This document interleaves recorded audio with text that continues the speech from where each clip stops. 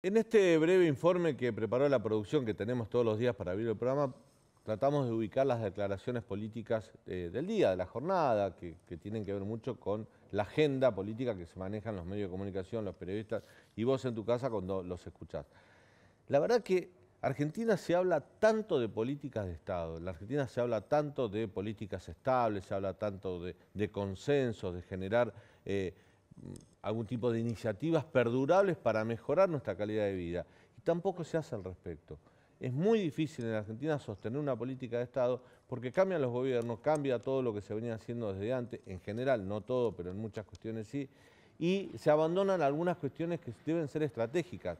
No puede ser que no nos pongamos de acuerdo en la Argentina en una política energética que tenga 4 o 5 puntos en común entre el oficialismo, la oposición, todos los partidos políticos, que se hable de las tarifas, que se hable de la inversión, porque van a pasar los años, vamos a seguir avanzando en el tiempo, el futuro está a la vuelta de la esquina y vamos a seguir estando sin luz, con lo cual es un gran problema para la Argentina, para todos, porque la calidad de vida se resiente mucho.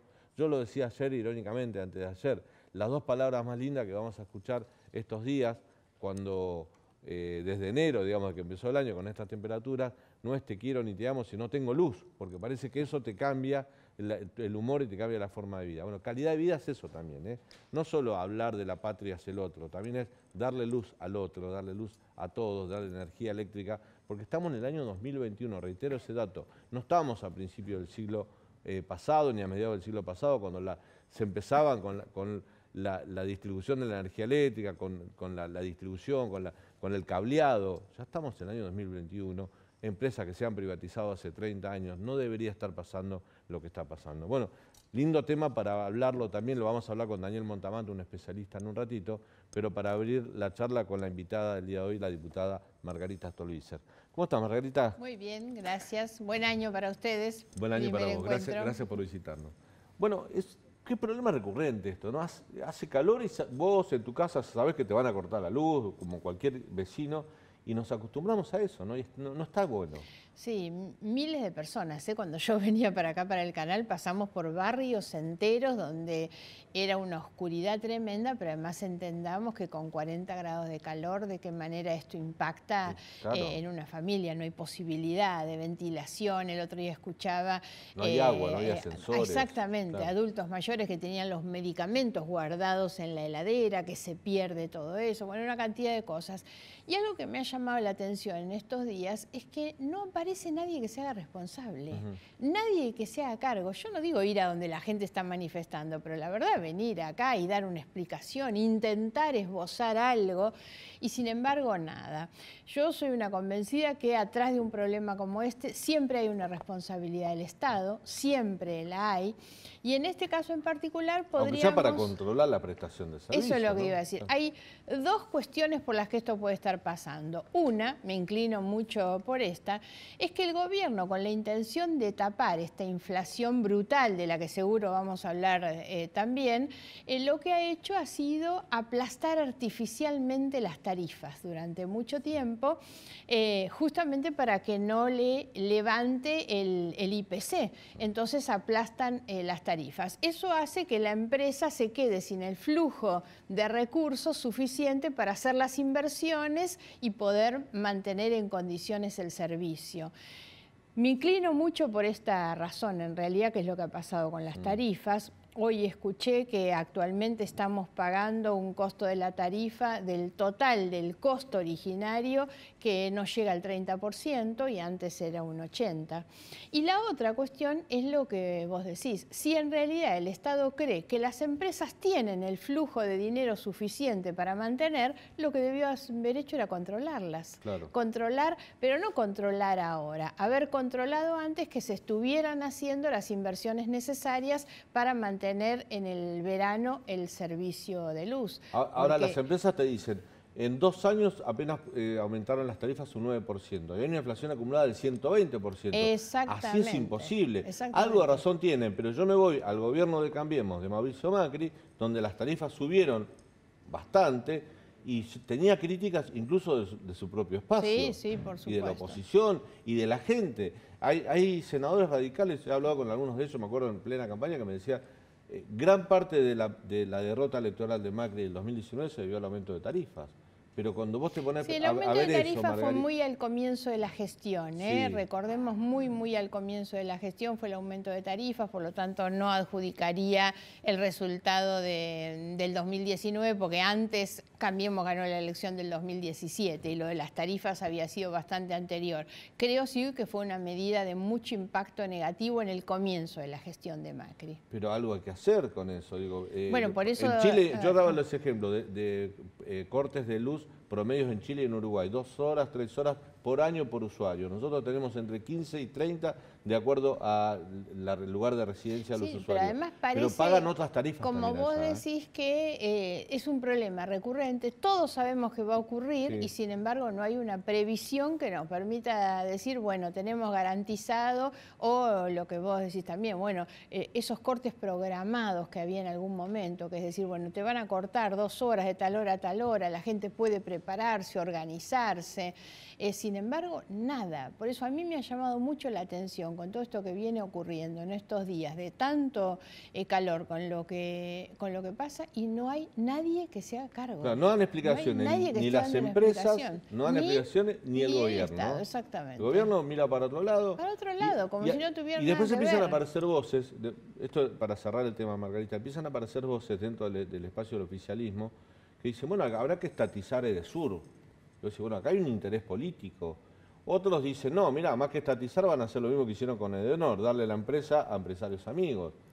Digo, puede pasar también. El kirchnerismo lo ha hecho con otros servicios públicos también, ¿no? Sí, buscar empresarios amigos. Además, en los lugares donde la prestación es pública, no son ni más baratos ni mejores los servicios, Porque esto no es un problema que solamente nos ocurre aquí en área metropolitana, ocurre en todo el país y en realidad hay muchos lugares donde la prestación es pública y tampoco es ni mejor ni más barata. Vos recién decías que pisaron las tarifas para que no se le escape la inflación.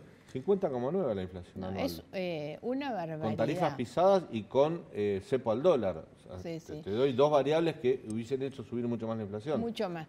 Es evidente que esto tiene que ver con la falta de previsibilidad del gobierno, la falta de rumbo. Un país que ha perdido, pero totalmente, el rumbo, una senda de crecimiento, sinceramente. Y esto tiene mucho que ver también con la cuestión de las negociaciones con el Fondo Monetario. Hoy está todo bastante trabado. El gobierno tampoco es sincero en este punto, porque no es que el gobierno está tratando de negociar solamente plazos para pagar la deuda anterior. Están tratando de ampliar el préstamo y hoy lo cierto es que la Argentina no pasa un test de sustentabilidad, que es lo que cualquier banco u organización financiera hace, que es decir, bueno, ¿me van a poder devolver lo que me están pidiendo? Y Argentina no lo tiene porque no tiene un rumbo, un plan económico, nada, no sabemos a dónde vamos. El tema de la inflación tiene que ver con eso. Un país que no crece, que no tiene previsión de crecimiento, que no puede producir, la verdad, que está aislado del mundo cada vez más, y bueno, lamentablemente las consecuencias se pagan de esta manera. ¿Qué crees que va a pasar con el acuerdo con el FMI? A ver, yo creo que el acuerdo es necesario, que Argentina necesita acordar con el fondo. Lo primero que debería el gobierno es manifestar esto con mucha mayor claridad. Pero ustedes como dirigentes, legisladores, opositores, ¿tienen información de cuál es el acuerdo que está negociando Martín Guzmán? No la hay. Desde hace varios días, vos sabés que se viene corriendo día a día la posibilidad de una reunión de los bloques con el ministro de Economía y todavía al día de hoy no hay fecha. Posiblemente sea lunes, martes, pero estamos siempre con ese potencial. Hay una versión que se ha circulado muy fuerte en estos últimos días, que estamos en la antesala de un mal acuerdo, pero acuerdo al fin que permitiría no ingresar en default. Bueno, creo... Es decir, patear para adelante el vencimiento de 15.000 millones de dólares de marzo, que es impagable, que te permite no ingresar en default, pero eso le va a permitir al gobierno ganar tiempo para llegar a las elecciones del 2023, pero el problema te lo vuelves a encontrar dentro de unos meses más adelante. Es que eso es así como fue malo el préstamo anterior, hoy la ampliación que se está buscando es igual o peor en realidad, entonces nunca vamos a salir, pero insisto con esto, no es que no vayamos a salir por el problema con el fondo, no salimos porque la Argentina no tiene un proyecto de crecimiento, de desarrollo, entonces no te prestan o te prestan a tasas altísimas. Hoy lo que ha dicho el fondo, porque hay que mirar un poco el informe que presentó el fondo en el mes de diciembre, que algunos alentaron como un apoyo al gobierno, muy lejos de eso. El fondo estaba diciendo, nosotros solo no podemos financiar el déficit de la Argentina, porque en realidad lo que se está haciendo es eso, para resolver el problema del déficit no hay muchas salidas, o es buscar la plata prestada o emitir. Cualquiera de las dos cosas hoy son malas para la Argentina, pero es muy malo porque la Argentina no tiene hoy un rumbo económico, no sabemos a dónde vamos nosotros, mucho menos podemos convencer a los de afuera. Vos recién decías, el anterior acuerdo, el préstamo de 45.000 millones de dólares que consiguió el gobierno Macri fue malo. ¿Entendés que fue un mal acuerdo, o sea, que fue un error abrir al FMI en ese momento? A ver, lo que creo es que fue un acuerdo que no fue bueno tal vez en la dimensión que hubo. En ese momento se vendió como, mirá qué confiable que es la Argentina que nos están prestando en esto. Y bueno, y uno tiene que saber después cuánto puede devolver. La Argentina, lamentablemente, lo que te decía antes es que es cada vez menos confiable. El fondo lo que busca es un plan creíble, confiable. No tenemos plan ni somos confiables, ninguna de las dos cosas. Eso ya nos pasó y lamentablemente nos va a volver a pasar. Pero hay, a ver, Hernán Lacunza, creo que lo conocés, sí, claro. Un tipo serio, te muestra, Alfonso Pratgay, te muestran cuadros donde prácticamente el 80% de ese dinero fue a pagar deuda que había que pagar, que había dejado el gobierno anterior. O sea, se cambió deuda que estaba cotizada en bonos al 6-7 puntos anuales por una deuda de 4 puntos que era el FMI. Y el resto fue para cubrir el déficit fiscal, para no realizar un ajuste que no había estado en las condiciones sociales para hacerlo.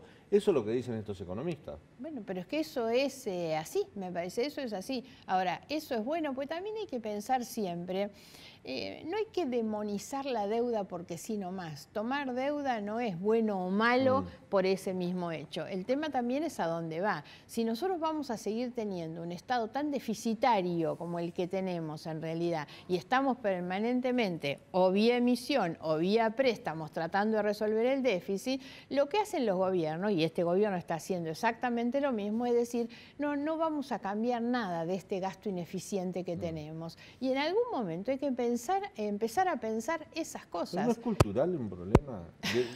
Pero no solo de la dirigencia política, de la gente que cree que el Estado tiene que abastecernos o solucionarlos todos los problemas, generalmente lo que debe hacer el Estado. Después te preguntás cómo se financia el Estado. Y en algún punto, coinciden los partidos, vos que venís del radicalismo, el peronismo, los partidos nacionales y populares, tienen esa concepción cultural de que es el Estado el que debe regular todo.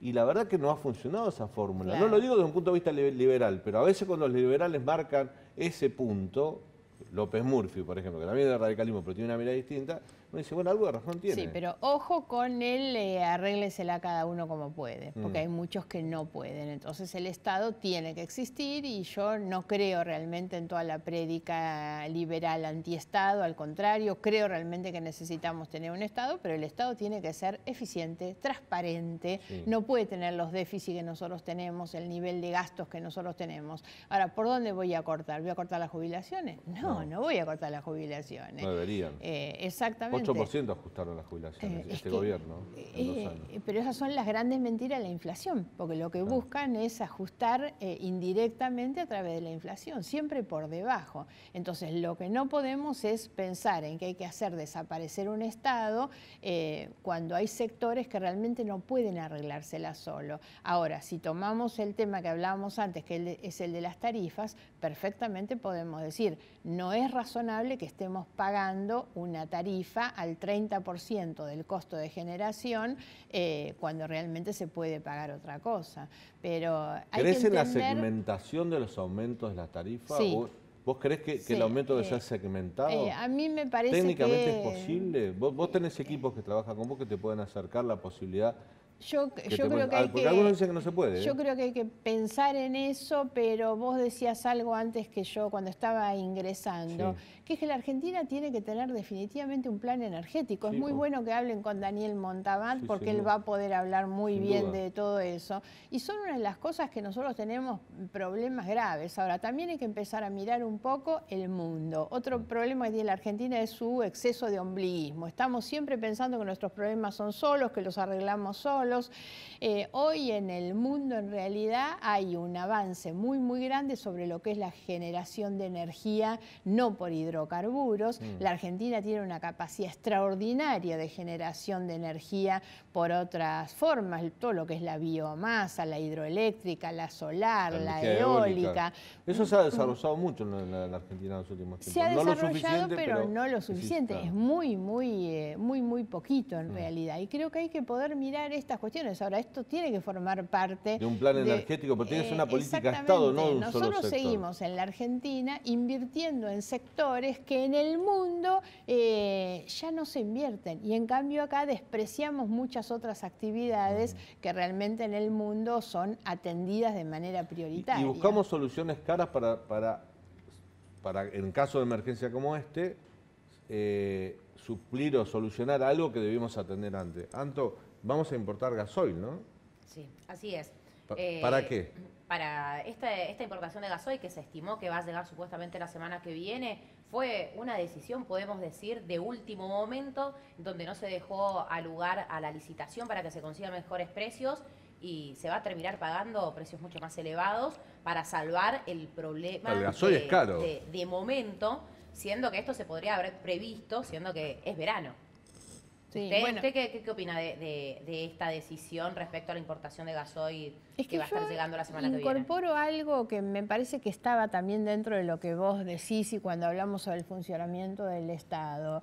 Yo hago mucho hincapié en la falta de transparencia en el funcionamiento del Estado, porque muchas veces el funcionamiento deficitario del Estado, que es lo que tenemos, también tiene que ver con los malos negocios que se hacen del Estado, que como total, la plata no es mía, entonces tomo una decisión que va a implicar una cantidad de costos para el Estado, total no sale de mi bolsillo. Yo digo, si nosotros tuviéramos en la Argentina una norma que hiciera responsables a los funcionarios por las decisiones que toman, creo que nos iría mucho mejor, porque el funcionario debería responder con su bolsillo por sus propias torpezas, ¿no? en la toma de decisiones. Y este es un ejemplo, van a terminar pagando muchísimo más por la falta de previsión, por la falta de transparencia. ¿Te acordás de los barcos de gas que estaban allá bueno, eso eran un gran negocio, negociados, ¿no? claro. La época de Guido. Exactamente, y los primeros negocios que se hacían con Venezuela, pues Claro. esos eran negocios que se hacían con Venezuela. Y el costo que significaba para nosotros tener los barcos parados acá en el puerto a veces porque no podían entrar, ¿no? Claro. Margarita, vos sos joven, pero tenés muchos años de experiencia como legisladora. Sabés cómo funciona la Cámara de Diputados, por ejemplo. Estás ahora formando parte de un interbloque bastante heterogéneo, digamos. No peronista, pero bastante heterogéneo, que es Juntos por el Cambio. Hubo algunos chispazos, digamos. Uno ha notado dentro del radicalismo, por ejemplo, que se separaron 13 diputados, la ausencia de algunos diputados del PRO y del radicalismo justo para votar algo esencial como era la modificación de bienes personales. ¿Qué pensás que falta conducción? ¿Pensás que falta diálogo en interbloque? ¿Puede funcionar? Falta ordenarnos, sí, puede funcionar y tiene que funcionar, por supuesto. Yo he formado parte de un bloque en algún momento, antes de irme del radicalismo, del bloque radical, que siempre fue un bloque muy numeroso, digamos, sobre todo en la década del 80, del 90, y la verdad es que lo que falta es orden. El orden y algunos plantean la necesidad de establecer reglas de juego, reglas de funcionamiento. Y eso es bueno, pero para que haya reglas debe haber debate, porque si no, ¿quién le impone las reglas al otro? Y eso es lo que no hay. A mí me llamó mucho la atención, siendo que era mi ingreso, digamos, y bueno, yo tenía que adaptarme un poco a esto, que no hubiera en el fin de año, con la importancia que tuvieron las 2 sesiones de fin de año, ninguna reunión del interbloque. No hubo ninguna reunión. Entonces uno tenía que ir ahí medio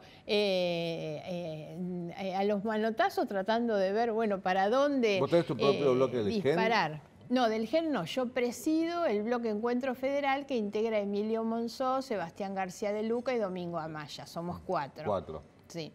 Pero me parece que lo que falta es ordenamiento, porque los liderazgos, cuando no hay liderazgos muy naturales, digamos, se trabaja colectivamente y acá somos muchos y hay que tratar de ordenar. Tiene que haber un mecanismo de funcionamiento. No tenemos ni siquiera un grupo de WhatsApp, digamos, donde comunicarnos. Nada, lo mínimo que es hoy la forma en que te comunicas, digamos, ni eso siquiera existe, que sí existía hasta el 10 de diciembre con la composición del bloque anterior y nunca se hizo una nueva composición. Yo creo que tuvo bastante que ver. Por eso esto. te decía yo lo de los chispazos, ahí hubo, todavía no amalgamó bien todo No, esto, pero ¿no? me parece que hay que dejarlo andar. Tenía que ver también con las tensiones que era la designación de los cargos, Claro. la cuestión del radicalismo que también renovaba sus autoridades. No creo que esto implique cuestiones demasiado graves, que tengan consecuencias complicadas, me parece que no, pero por supuesto creo que lo importante es que exista un mecanismo de ordenamiento de todos los que somos, que como vos bien decías, con mucha diversidad interna, ¿no? Claro. Y eso es lo bueno, porque esto no tiene que asustarnos, al contrario. Yo creo que la gran riqueza que tiene hoy este interbloque y esta coalición opositora es su diversidad. Sin ir más lejos, la provincia de Buenos Aires se gana la elección porque se incorpora Facundo Manes, que era una figura novedosa, nosotros que éramos el partido nuevo, digamos, que llegaba a la coalición, y se gana porque se amplía. Entonces hoy la ampliación no puede ser un problema, al contrario, lo que hay que hacer es acomodar esa coalición que venía con una composición, acomodarla a una nueva composición. Antes de darle la palabra a Anto, te digo, yo estoy de acuerdo, a mí me encanta la diversidad de las fuerzas políticas, la pluralidad de ideas, pero a veces en política, sobre todo en la Argentina, hacen falta liderazgos más fuertes. Te digo por qué. Ayer lo hablábamos el otro día con un legislador de la coalición cívica. Los principales referentes de Juntos por el Cambio, los más conocidos, los que la gente vota, Mauricio Macri, Horacio Rey Larreta, vos, Elisa Carrió, Luis Juez, no sé, se me ocurren, María Eugenia Vidal, todos se opusieron públicamente a que se modifique la ley para que los intendentes del conurbano puedan reelegir. Todos públicamente dijeron, no, eso no hay que hacerlo. Sin embargo, 20 legisladores que nadie conoce votaron. O sea, también es una forma de esmerilar los liderazgos. O sea, mucha diversidad, todos opinamos, pero no le hacen caso a quiénes son los referentes para la gente. No solo eso, sino que después los que tienen que dar la cara y venir a un programa y hablar claro, son los líderes, claro, no son los que están ahí votando. El problema tiene que ver también con cómo se compone el armado de las listas. Lamentablemente el armado de las listas depende en gran medida de los intendentes, que son los que terminan poniendo como legisladores al secretario de gobierno, a la esposa, al hermano. Esos son los que llegan a ser legisladores hoy. Es bastante difícil lograr permear, digamos, en una estructura muy armada con los intendentes y la gente de confianza. La provincia de Buenos Aires está dividida en secciones electorales, los jefes de las secciones electorales son los intendentes y esos son los que designan los legisladores. El poder territorial. Entonces, ¿Anto? Sí, Margarita, respecto a los debates y proyectos que se impulsarán durante este año, uno de los suyos durante la campaña que hizo durante este año, fue la falta, respecto al género, fue la falta de autonomía económica de las mujeres y también la desigualdad que hay en el mundo del trabajo, también tiene que ver con respecto a las responsabilidades y las tareas de cuidado, aparte también de la problemática tan agravada últimamente sobre los femicidios. Respecto a esta temática, ¿qué proyectos espera impulsar desde su frente? La verdad es que a veces hasta me da un poco de pudor hablar de proyectos que yo presenté en la Cámara hace muchos años y que no hemos logrado que fueran aprobados, por ejemplo. Uno es una reforma muy importante a lo que es la Ley de Contrato de Trabajo, que es el que establece, digo algún ejemplo solamente, hay un artículo que dice que en el caso de existir tanta cantidad de legisladoras mujeres, las empresas grandes tienen la obligación de poner un jardín. Bueno, la verdad es que una reforma que hace falta es que la obligación de poner un jardín sea cuando existe tanta cantidad de trabajadoras o trabajadores, porque también los papás son los que tienen que llevar sus nenes al jardín. La otra es la ampliación de las licencias paternales, porque lo que nosotros hemos planteado siempre es que se necesita al papá también haciéndose cargo del interés superior del niño. Este es un derecho del padre, del niño y también de la madre, que en la pelea por ingresar al mundo de trabajo, los empleadores creen que la mujer le sale más cara porque es la que va a ir a la reunión de padres en el colegio. Bueno, la verdad es que las responsabilidades familiares deben ser compartidas y el empleador debe saber que le cuesta igual varón o mujer, porque a la reunión de padres puede ir cualquiera y que la mujer no le sale más cara. Y después la Argentina tiene que implementar un sistema de cuidados, sobre todo porque después de la pandemia quedó muy al desnudo cuáles son las etapas de la vida en las que las personas requieren ser cuidadas. La primera infancia, los adultos mayores y las personas que tienen capacidades diferentes. ¿Quiénes se hacen cargo de esas 3 etapas de las personas cuando tienen que ser cuidadas? Las mujeres, son las cuidadoras. Entonces, esto nos tiene que advertir sobre la necesidad de establecer un sistema nacional de cuidados, lo hay en Uruguay, por ejemplo, donde el Estado tenga un rol activo justamente para impedir que todo esto termine siendo en desmedro de la mujer, que después pierden la posibilidad del ingreso al trabajo, y todos sabemos perfectamente que el problema más trágico, digamos, que es el de la violencia, muchas veces empieza por esa relación de inequidad, de desigualdad, de dominación del varón sobre la mujer. Margarita, ¿no? ¿y usted estaría de acuerdo, hablando de la violencia y también, bueno, en un contexto en donde hay cada 30 horas una muerte de una mujer en manos de un varón por los femicidios, estaría de acuerdo con una reforma judicial con perspectiva feminista en este sentido? Es necesario. El año pasado, cuando se empezó a discutir el tema de una reforma judicial, nosotros hicimos con la ONG que presido, Bajo la Lupa, un proyecto alternativo de reforma judicial que presentamos incluso por nota en la Cámara de Diputados, porque lo que decíamos es, ¿hace falta una reforma del sistema de justicia? Sí, claro que hace falta, pero no es la reforma de Cristina Fernández para su impunidad, no es cambiar, hacer todo este jubileo de nombramientos judiciales que querían para poner jueces amigos, o cambiar al procurador del Ministerio Público. Dentro de esas reformas, algunas tienen que ver con la justicia con perspectiva de género, otras tienen que ver con incorporar una justicia digital. La pandemia también nos mostró de qué manera las comunicaciones, todo lo que tiene que ver con las nuevas tecnologías influyen en nuestras vidas. No puede ser que en tribunales siga habiendo expedientes que se cosen con hilo y aguja, ¿no? Y el otro tema de la reforma judicial muy importante, sobre el que voy a trabajar especialmente, es la creación de una justicia ambiental.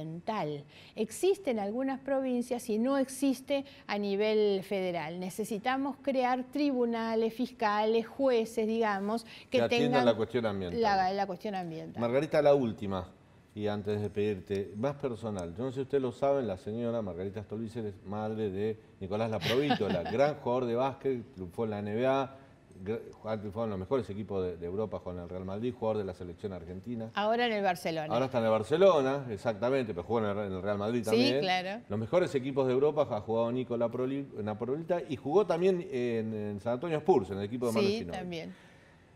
Se fue joven a Europa, triunfa como deportista. Tiene a su mamá, que es dirigente política. ¿Qué opina él de la Argentina? Cuando habla con vos, ¿qué te dice de la Argentina? Sí. ¿Cómo lo y ve? no, él, como muchas de las personas que se fueron, como muchos jóvenes, demanda muchas cosas de la dirigencia política en realidad, porque se siente defraudado de un país que, como piensan muchos que están afuera, tendría tantas posibilidades, y sin embargo creo que los malos liderazgos que ha generado la política en este país son los que nos han llevado a esta decadencia que dice, tenemos, mamá, ¿no estás cansada de hacer política en ese país que no tiene solución? Sí, pero también me entiende mucho. Ellos de muy chiquitos convivieron conmigo como su mamá política, así que creo que a veces son más los reproches que me hago yo que no los que me hacen mis hijos. Margarita, fue un placer tener el programa. Gracias por la invitación. Gracias por venir. Muchas gracias.